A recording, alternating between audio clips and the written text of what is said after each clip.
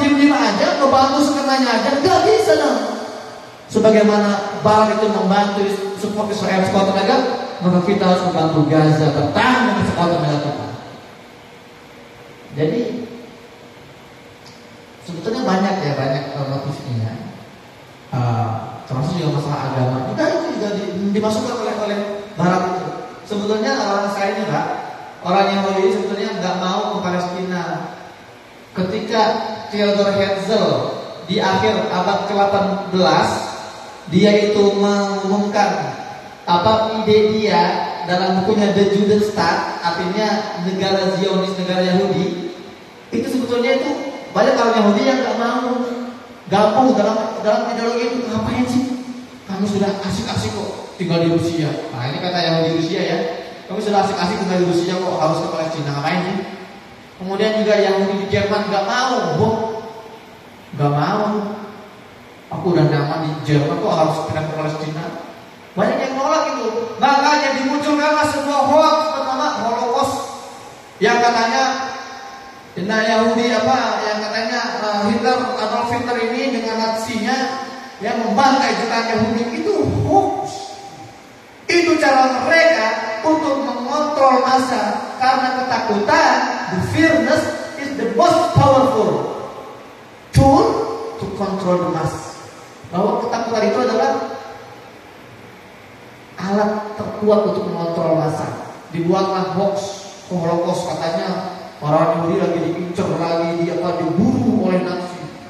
Karena ketakutan jadi banyaklah orang Yahudi yang akhirnya memilih untuk hijrah ke Palestina gitu. Ini kalau kita bicara sejarah ini panjang lagi gitu. Tapi memang untuk itulah mereka melakukan intrik-intrik manuver dengan berbagai, pokoknya bagaimana caranya agar Palestina ini nggak sekedar dijajah. Kalau kayak Belanda menjadi Indonesia, Jepang menjadi Indonesia, yang datang ke Indonesia itu tentara Jepang atau masyarakat Jepang? Tentara Jepang. Ketika Belanda menjadi Indonesia, apakah yang datang itu masyarakat Belanda? Tentara Belanda. Karena yang namanya pola penjajahan itu jelas datang untuk mengeruk sumber daya alam, kemudian sumber daya manusianya dijadikan budak atau sebagainya. Lalu kalau sumber daya mereka pulang, itu penjajahan itu. Tapi kalau Israel itu bukan penjajahan yang pada umumnya. Mereka datang tidak dengan membawa tentara-tentara, tapi masyarakatnya Yahudinya ditaruh situ. Karena ini jangka panjang. Ini namanya ethnic cleansing, ya, pembantaian etnis. Seperti misalnya contohnya Amerika itu penduduk aslinya bukan orang Eropa, itu aslinya itu penduduk itu orang-orang Indian, ya, yang namanya kulit merah itu. Ada suku Mohawk, ada suku Apache, ya, ada suku-suku Indian. Didatangi oleh orang Spanyol, ya, dari Inggris dengan dipimpin oleh Christopher Columbus. Akhirnya membantai habis orang-orang asli, suku natif, suku asli Amerika. Akhirnya disitulah mereka bangun koloni-koloni orang-orang kulit putih. Sama kayak Australia itu harusnya sama kayak kita di kulit-kulit sawo matang tentunya. Kok bisa orang kulit putih di sana? Itu namanya ya konflik eksistensi, dan itu yang sedang terjadi di Palestina. Mereka berusaha untuk menghapuskan eksistensi warga Palestina untuk digantikan oleh orang-orang Yahudi. Jelas ya?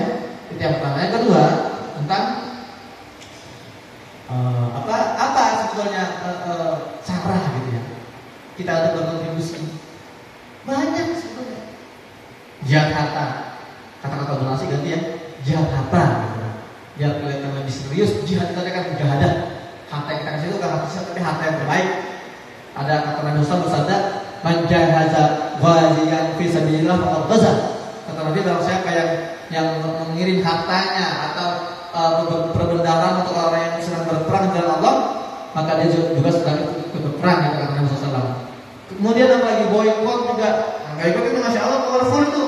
Cuma itu semua hanyalah ya perjuangan untuk menjaga kewarasan kita. Itu boykot, donasi atau jangan Pak, Ibu, kita tuh jangan donasi kalau kita lagi semangat doang. Itu yang keliru di kita itu. Kenapa? Karena kita ini jalan semangatnya, betul nggak? Semangat tahun sekali, berarti setahun saya donasi. Kita balik itu mindsetnya. Kalau kita lagi nggak semangat, lagi lupa Palestina, kita donasi. menjaga semangat kita gitu loh. Jadi donasi itu bukan kita lakukan ketika kita sedang semangat, tapi apa? Kembalikan ketika kita sudah mulai redup semangatnya, kita kirimkan harta terbaik kita untuk mengingatkan bahwa perjuangan ini belum selesai. Oke? Kemudian apalagi tadi boykot. Dan yang terpenting adalah apa? Upgrade kualitas kita. Para ayah, para ibu, mungkin terlalu lama kalian semua memanjakan anak-anak kalian itu. Mulai sekarang anak-anak visi-misi itu yang terpenting. Nah, betapa bangganya ayah, betapa bangganya ibu kalau kamu ini kelak menjadi mujahid yang akan memperjuangkan Palestina. Kalau saya bilang mujahid, Pak, itu jangan identik hanya senjata kalau nggak sekolah tinggi-tinggi, enggak. Mujahid itu dia apapun profesinya, dokter kan, insinyur, tapi dia punya semangat untuk bebaskan Baitul Maqdis. Itu mujahid itu. Ahmad rahmatullah alaih itu seorang ulama besar.